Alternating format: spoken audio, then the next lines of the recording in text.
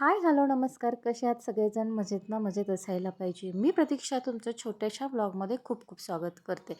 तर आज मी इथे 10 दिवसाच्या सईपासून छान असं अर्धा किलो तूप तयार केलेलं आहे. म्हटलं चला तुमच्याबरोबरही शेअर करावं.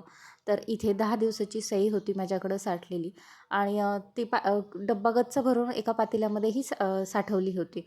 तर आमच्याकडे 2 लिटर दूध असतं. संध्याकाळी ते दूध येतं. दूध तापवल्यावर ते फ्रीजमध्ये ठेवतो आणि सकाळी येणारी जी मलई येते सकाळी ती काढून घेऊन एका भांड्यामध्ये साठवतो आणि त्याला दही वगैरे लावलेलं असतं, विरजण लावलेलं असतं. मग 8-10 दिवसां साठलं की मग 8-10 दिवसांनी ते हलवून घेतो. तर तुम्हाला आठवतही असेल आपली आई किंवा आजी पहिले काही मिक्सर नव्हते. मग ते काय करायचे हाताने घुसळून घुसळून त्याच्यावर 1 तास 1.5 तास हलवल्यानंतर लोणी निघायचं. पण आजकाल मिक्सरमुळं खूप छान आणि पटकन असं ह्याचं लोणी निघतं. म्हणजे करायचा तर कंटाळाच येत नाही.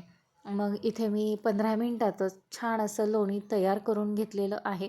आता ते लोणी तापवून घ्यावं म्हटलं, म्हणजेच ते उकळून घ्यायचं. तर बऱ्याच वेळा काय करते तर कोणी कोणी या लोण्यामध्ये मीठ वगैरे टाकतात आणि तूप करतात, परंतु मी तसं न करता फक्त लोण्यामध्ये तुळशीची पानं टाकते आणि छान असं एकदम पारदर्शक होईपर्यंत तापवून घेते. तर इथे थंड झाल्यानंतर पाहू शकतात म्हणजे याच्यातलं मी तूप वापरलेलं आहे, तर रवाळ असं छान असं तूप तयार झालेलं आहे.